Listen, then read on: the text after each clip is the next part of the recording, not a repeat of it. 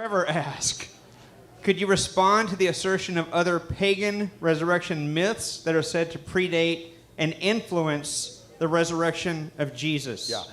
Remember I mentioned that New Testament scholarship has tried all these other things before. And one of them back in the late 19th century, early 20th century was this attempt to compare Christian beliefs to what one could find in other ancient religions. And one of the things that was tried was to look at supposed resurrection myths of dying and rising gods, like Osiris and Tammuz and Adonis and so forth.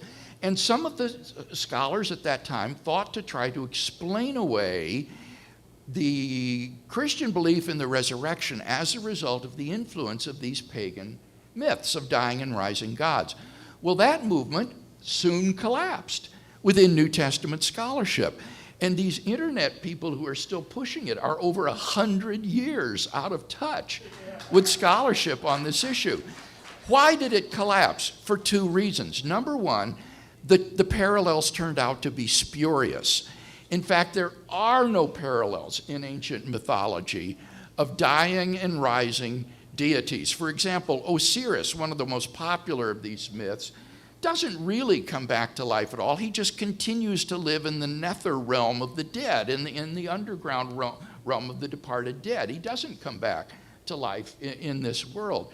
And a Swedish scholar named Trygg Mettinger recently did a study of these dying and rising gods. And he says that among scholars who still think that there might be dying and rising gods in the ancient world, these are regarded as dinosaurs in scholarship today. And he tries to salvage just a couple that look like they could be dying and rising gods, but even he admits they don't have any parallels to the resurrection of Jesus. The resurrection of Jesus is a Jewish idea that is without parallel in other ancient religions. The second reason that this movement collapsed was, in any case, there's no causal connection between these pagan myths and the first disciples of Jesus.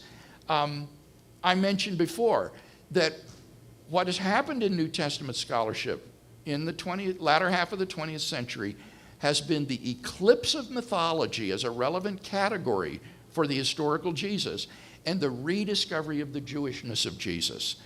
And it was realized that it was simply the wrong interpretive background to try to understand Jesus of Nazareth and the Gospels against the backdrop of these Greco-Roman and other sorts of pagan myths of dying and rising deities. So that there just isn't a causal connection. Jews were aware of these pagan religions, and they found them abhorrent.